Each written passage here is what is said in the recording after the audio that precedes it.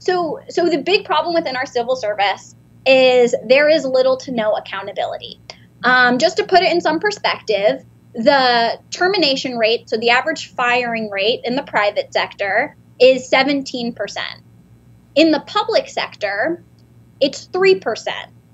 And the firing for cause rate is 0.5%. So you have a 99.5% chance of never being fired for cause if you work in the federal government. And there's a historical reason for that. So when the United States government was first forming its civil service, back in like the 1800s, we passed the Pendleton Act. And what the goal of the Pendleton Act was to ensure that you couldn't fire someone for disagreeing with you politically.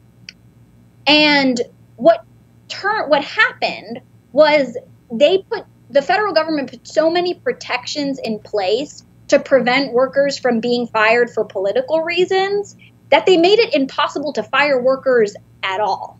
So it's so difficult to get fired in the federal government or even in, state and local government that managers, when they have a problem with an employee, they don't fire them. They transfer them to a different department. And another story I can give is something that happened at the EPA, actually, where you had an employee who was stealing like video cameras and like other technology equipment from his EPA office and pawning it and selling it and taking the money. And it was known that he was doing this for months, for years on end. But they couldn't fire him because it's so difficult to fire a federal employee that they just transferred him to different positions, and he did the exact same thing at all these different offices. So, there's this really big problem of it's so difficult to fire an employee that there ends up being no accountability and oversight. And you have individuals like Corey Coleman who are able to abuse workers for years on end and experience no repercussions.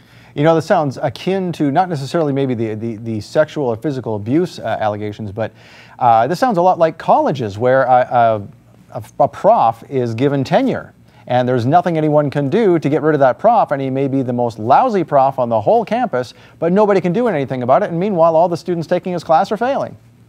Absolutely. It's very similar, except the people who lose out in that situation are the students who don't get a good education, but every single person in our country is affected by our federal civil service because when they're not working effectively, they're not serving the needs of the American people. When individuals at the Department of Interior are not, there are stories from the Department of Interior very similar to that of FEMA, where you had rampant sexual exploitation, and their workers aren't helping deal with park services like they're supposed to be. They're dealing with, they're engaging in sexual misconduct.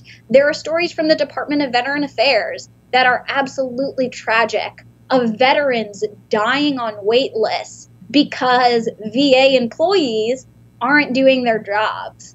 And for our veterans to literally be dying on wait lists because of a lack of action within the civil service is ridiculous. And that's the real impact of a lack of civil service reform.